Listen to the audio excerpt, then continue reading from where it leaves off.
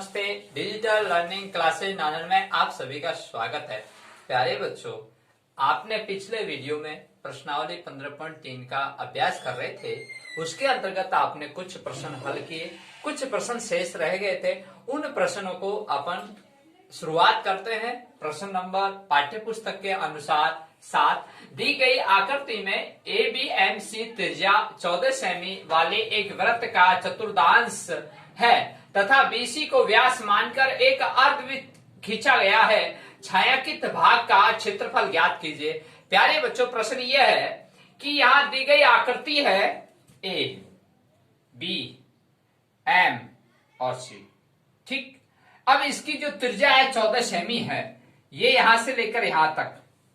ठीक है, ये यहां से लेकर यहां तक, यानी कि आपको ये जो है इस तरह का ये वृत्त बनाया हुआ है और इसका बीसी को व्यास मानकर और एक अर्धवृत्त और खींचा गया है।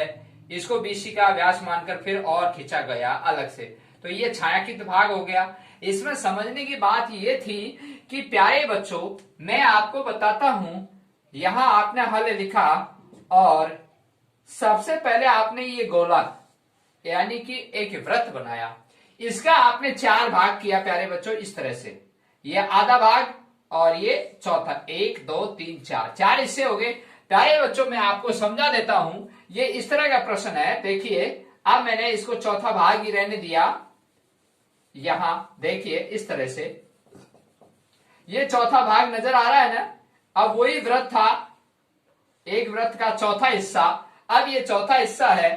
अब इसमें मैंने क्या किया, सीधी रेखा स्केल की सहायता से इसको इससे मिला दिया।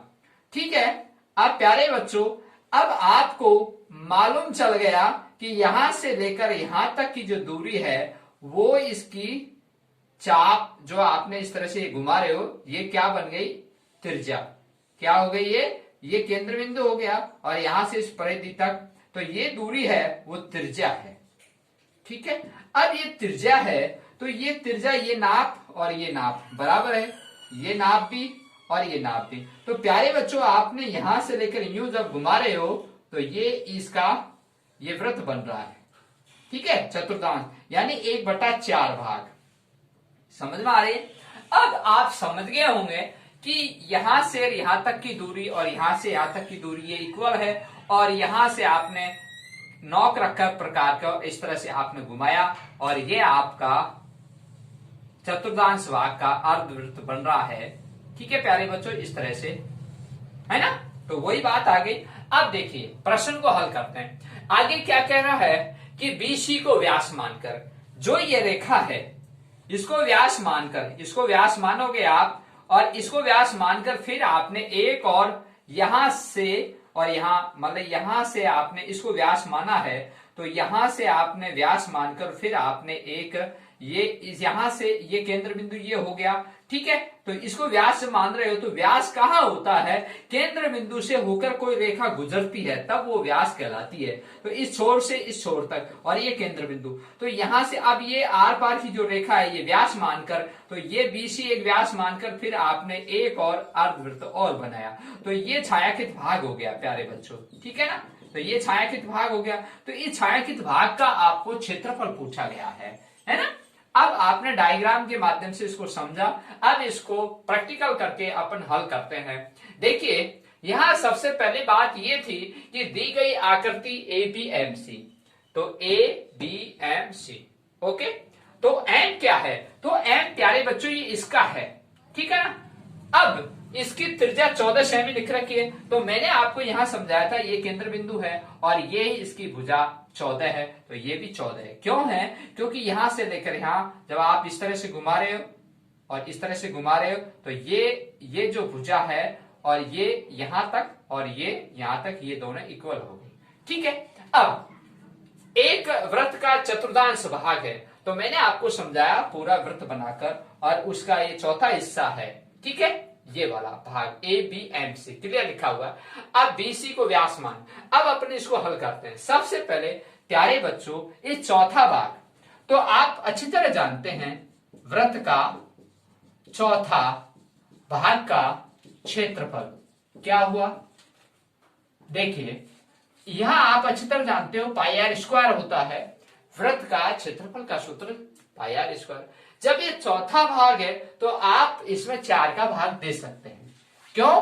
क्योंकि आपको चौथा हिस्सा निकालना है। तो अब यहां आपको जानकारी ये करनी है कि यहां आर बराबर क्या है, यानी कि जो वृत्त है वो चौथा भाग है और वो चौथे भाग के जो आर है वो त्रिज्या है, वो आपको यहां नजर आ रही है।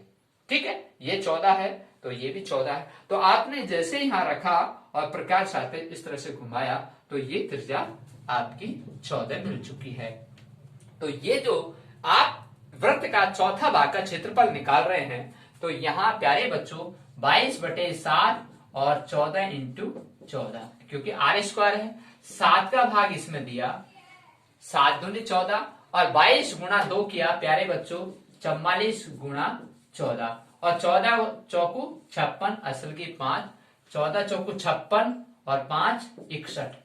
ठीक है, आप देखिए आप प्यारे बच्चों यहां पर आपने पाई आर स्क्वायर बटे 4 और यहाँ 22/7 पाई का मान और आर बराबर 14, ये 14 गुणा 14। अब प्यारे बच्चों आपने यहाँ या तो 4 लिख दीजिएगा और या फिर इस तरह से कीजिएगा, जब आपने 22 गुणा 2 किया तो 44 और ये 14, इसको गुणा किया ये आया 14 चौकू 56, 5 14 चौकू 56 और 5 61। अब प्यारे बच्चों ये 4 नीचे है तो इस 4 का भाग लगेगा। जब इस 4 का भाग लगेगा तो इसका क्षेत्रफल आ जाएगा, वृत्त का चौथे भाग का क्षेत्रफल। तो क्या आया प्यारे बच्चों, 4 का भाग दिया मैंने, 4 एकम 4, 2 बचा, 4 पंजो 20 और 4 चौको 16। तो प्यारे बच्चों 154 क्षेत्रफल है, तो किसमें आएगा, वर्ग। तो यहां आ जाएगा वर्ग सेमी। ठीक है, अब प्यारे बच्चों ये आपने निकाला है वृत्त का चौथे भाग, तो वृत्त का जो चौथा भाग है वो ए बी एम सी का आया है। ओके, अब आपको यहां देखिए इस त्रिभुज का निकालना है, यही तो बात है इसमें। अब इस त्रिभुज का निकालना है और त्रिभुज कौन सा है आप अच्छी तरह जानते हैं कि ये समकोण त्रिभुज है। समकोण त्रिभुज का क्षेत्रफल, समकोण त्रिभुज का क्षेत्रफल, तो इसका क्षेत्रफल का सूत्र क्या होता है, देखिए 1/2 गुणा आधार गुणा ऊंचाई। ठीक है प्यारे बच्चों, यहां देखिए ये जो समकोण त्रिभुज है वो एबीसी है। अब ये आपको कैसे मालूम चला कि ये समकोण त्रिभुज है, यहां जो ए बिंदु है ये 90 डिग्री है और जहां 90 डिग्री होता है वह समकोण त्रिभुज कहलाता है। तो एबीसी मैंने लिख दिया समकोण त्रिभुज का क्षेत्रफल, तो यहां 1/2 आधार गुणा ऊंचाई। तो प्यारे बच्चों आपको ये आधार है ए और सी, तो 14, 1/2 14 और प्यारे बच्चों ये ए और बी ये ऊंचाई है, ये भी 14 है। तो प्यारे बच्चों आपने इसका भाग इसमें दिया, 7 दूनी 14 होते हैं। ठीक है, और 7 गुणा 14 किया आपने तो कितना है प्यारे बच्चों, 98 है ना, तो ये 14 है। ठीक है, 14 संतो 98, तो ये 98। अब प्यारे बच्चों समकोण त्रिभुज का क्षेत्रफल है तो हमेशा क्षेत्रफल वर्ग में आता है, तो 98 वर्ग सेमी उत्तर आ चुके हैं इसका। अब प्यारे बच्चों आपने क्या किया, ये ए बी एम सी का निकाला, ठीक है, फिर आपने समकोण का निकाला। अब आपको यहां जो है अर्धवृत्त है, इस जो चौथा भाग है उस चौथे भाग के अंतर्गत एक अर्धवृत्त और बना हुआ है, ये रहा, ये अर्धवृत्त है आपका। ठीक है, तो ये अर्धवृत्त है। अब ये अर्धवृत्त है तो प्यारे बच्चों जब यहाँ केंद्र बिंदु है और जब केंद्र बिंदु से जब रेखा गुजर रही है तो वह व्यास कहलाती है सबसे बड़ी जीवा, वृत्त की सबसे बड़ी जीवा, और केंद्र बिंदु से होकर गुजर रही है तो ये व्यास कहलाती है। और यहां से लेकर यहां तक जब ये व्यास है तो आप कह सकते हैं कि यहां केंद्र बिंदु है, और केंद्र बिंदु जब त्रिज्या की दुगनी हो गई, व्यास हो गई। अब आप इस व्यास को निकालिए, अब इस व्यास को निकालेंगे और व्यास का जब आधा करेंगे तो त्रिज्या निकल जाएगी, और जब त्रिज्या निकल जाएगी तो अर्धवृत्त का क्षेत्रफल भी निकल जाएगा। अब देखिए प्यारे बच्चों अब आपको बीसी निकालना है, बीसी। अब बीसी कैसे निकालेंगे, तो ये बीसी जब आपको मालूम चल चुका है कि ये भुजा है, ये भुजा है और ये भुजा नहीं है, तो इस भुजा को निकालेंगे। त्रिभुज में 2 भुजा आपको मिल चुकी है, तीसरी भुजा नहीं है, और जब तीसरी भुजा आप निकालोगे तो बीसी आ जाएगा। तो आप उस विधि से कर सकते हैं पाइथागोरस से। तो BC का होल स्क्वायर AC का होल स्क्वायर प्लस AB का होल स्क्वायर। ठीक है प्यारे बच्चों, अब BC का होल स्क्वायर AC का होल स्क्वायर 14 प्लस और AB का होल स्क्वायर 14। ठीक है प्यारे बच्चों, इसका 196 होता है, इसका भी 196 होता है। ठीक है, अब देखिए यहां BC है। ठीक है, अब देखिए 196 और 196 दोनों को आप जोड़ेंगे तो कितने आएंगे प्यारे बच्चों? यहां मैं लिखता हूं 6 6 12 9 9 18 1 9। ठीक है, अब 1 और 1 2 और 1 3 392 आए। अब यहां BC, अब प्यारे बच्चों यहां BC इधर वर्ग है और इधर जाके वर्गमूल में चेंज हो जाएगा। अब 392 का आपको क्या निकालना है? आप जानते हैं 392 का वर्गमूल निकालना है। जो 392 का वर्गमूल निकालोगे तो आपने अभी अभी पढ़ा था 196 और 196 जोड़ा है आपने। ठीक है, जब 196 196 जोड़ा है तो आप जानते हैं कि 14 का वर्ग है, तो ये 14 डबल है तो 14√2 आ जाएगा इस तरह से। ठीक है, अब 14√2 आ जाएगा। अब देखिए यहां 14√2 आ जाएगा। कैसे आया? देखिए प्यारे बच्चों, 14 का मैंने वर्ग किया। ठीक है, जब 14 का वर्ग किया कितना आया? 196 और 196 को √2 का वर्ग करूंगा तो 2 आएगा और 196 गुणा 2 करूंगा तो 392 आ जाएगा। No tension. अब 14√2 आ गया, ये आपको मालूम चलेगा किस तरह से निकालते हैं। तो यहां BC रेखा कितनी आ गई? 14√2 कितनी आ गई प्यारे बच्चों? 14√2। तो मैं यहां लिख देता हूं 14√2। तो प्यारे बच्चों ये व्यास है। अब मुझे तो त्रिज्या चाहिए क्योंकि यहां अर्धवृत्त है और अर्धवृत्त आपको BCN है। ये BCN, ये N लिखा हुआ है और ये अर्धवृत्त है। अब इस अर्धवृत्त की मुझे त्रिज्या चाहिए क्योंकि अर्धवृत्त का क्षेत्रफल निकालना है और क्षेत्रफल निकालेंगे तो वहां R चाहिए। R चाहिए तो व्यास में 2 का भाग दे देते हैं। इस 2 का भाग दिया तो 7√2 आ गया। ठीक है प्यारे बच्चों, ये 7√2 क्या है? ये BCN इस अर्धवृत्त की त्रिज्या आ गई और ये केंद्र बिंदु और यहां से यहां तक की जो दूरी है वो त्रिज्या है और इस त्रिज्या का नाप लेकर मैंने ऐसे चाप घुमाया और ये इसके अर्धवृत्त बन गया। ठीक है, तो ये 7√2। अब अर्धवृत्त का क्षेत्रफल का सूत्र क्या होता है? आप सभी जानते हैं कि πr²/2, क्योंकि अर्धवृत्त है, आधा वृत्त है। तो आप जानते हैं कि वृत्त का क्षेत्रफल का सूत्र πr² होता है। जब उसमें आप 2 का भाग देंगे तो आधा हो जाएगा। आप देखिए πr² तो यहां 22/7 गुणा 7√2 गुणा 7√2 और बटा 2। ठीक है, अब देखिए यहां ये 2 है, ये 11 का। ठीक है, 2 का भाग 22 में दिया 11 और 7 का भाग 7 में दिया 7, क्योंकि प्यारे बच्चों यह 7 गुणा √2 है, ये गुणा है इसलिए 7 कट गया। अब इधर देखिए √2 गुणा करूंगा तो 2 आ जाएगा, है ना? तो 2 आ जाएगा और 11 गुणा 7 करूंगा तो कितना आ जाएगा? 11 गुणा 7 77 और 77 गुणा 2 करूंगा तो 154 आ जाएगा। तो प्यारे बच्चों अर्धवृत्त का क्षेत्रफल 154 वर्ग सेमी आ गया। ठीक है, अब 154 वर्ग सेमी आ चुका है। प्यारे बच्चों अब देखिए आपने इस अर्धवृत्त का जो क्षेत्रफल निकाला है वो 154 वर्ग सेमी है। अब आपसे पूछा क्या गया था? छायांकित भाग का क्षेत्रफल। तो मैं यहां लिख रहा हूं छायांकित भाग का क्षेत्रफल कैसे निकालना है। यहां देखिए इस तरह से आपको सबसे पहले इस अर्धवृत्त का क्षेत्रफल लिखना है। अर्धवृत्त का क्षेत्रफल। ठीक है प्यारे बच्चों, फिर इसमें से माइनस करना है। क्या क्या करना है? अर्धवृत्त का क्षेत्रफल माइनस चतुर्थांश भाग का क्षेत्रफल, भाग का क्षेत्रफल माइनस समकोण त्रिभुज का क्षेत्रफल, त्रिभुज का क्षेत्रफल। देखिए प्यारे बच्चों यहां आपको छायांकित भाग का जो क्षेत्रफल, मैंने वो चित्र मिटा दिया है, मैं दोबारा आपको बता देता हूं। इस तरह का ये चित्र था आपका।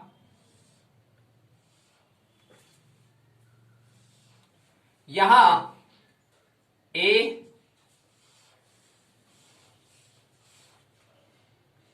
या सी या बी, और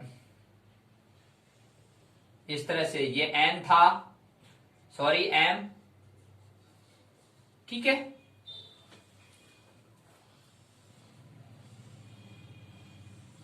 ठीक है प्यारे बच्चों, अब इसको जब बीसी व्यास मानकर एक और अर्धवृत्त था ये, और ये छायांकित भाग है आपका,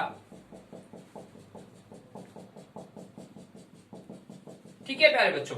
अब यहां पर बात ये आ रही थी कि छायांकित इस भाग का क्षेत्रफल निकालना है। तो मैंने इस भाग का जब क्षेत्रफल निकालूंगा तो छायांकित भाग का क्षेत्रफल, तो मैंने क्या लिखा, अर्धवृत्त का क्षेत्रफल। तो अर्धवृत्त का क्षेत्रफल ये पूरा, ठीक है प्यारे बच्चों, ये पूरा लिखा। इसमें से इसको काटूंगा जब तो ये आएगा, है ना। तो मैंने पहले ये लिखा पूरा, ठीक है प्यारे बच्चों, अर्धवृत्त का ये लिखा, अर्धवृत्त का क्षेत्रफल, ठीक है। इसमें इंक्लूड हो गया, जब ये इंक्लूड हो गया तो ये इसका भाग, ये चतुर्थांश भाग, ये वाला, ये चतुर्थांश भाग, तो ये चतुर्थांश भाग का क्षेत्रफल और माइनस ये कर दो त्रिभुज का क्षेत्रफल, ये कर दो, इसमें से ये घटा दो, ये घटाने के बाद में और इस टोटल में से ये घटा दोगे तब ये बच जाएगा, ठीक है प्यारे बच्चों, ये वाला। तो देखिए अर्धवृत्त का क्षेत्रफल माइनस चतुर्थांश भाग का क्षेत्रफल माइनस समकोण त्रिभुज का।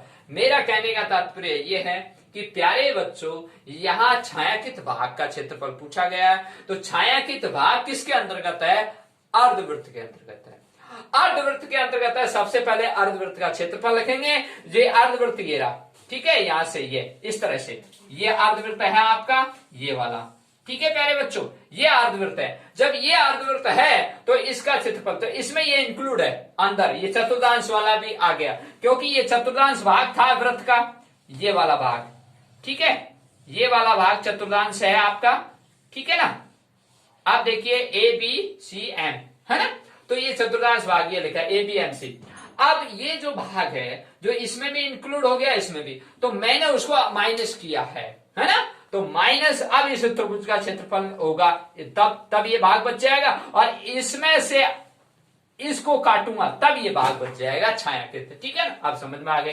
अब देखिए अर्धवृत्त का क्षेत्रफल कितना आया था, 154, ठीक है प्यारे बच्चों, माइनस चतुर्थांश भाग का क्षेत्रफल कितना आया था प्यारे बच्चों, 154, और आपका समकोण त्रिभुज, ये समकोण त्रिभुज ए बी सी, और माइनस 98, इस तरह से।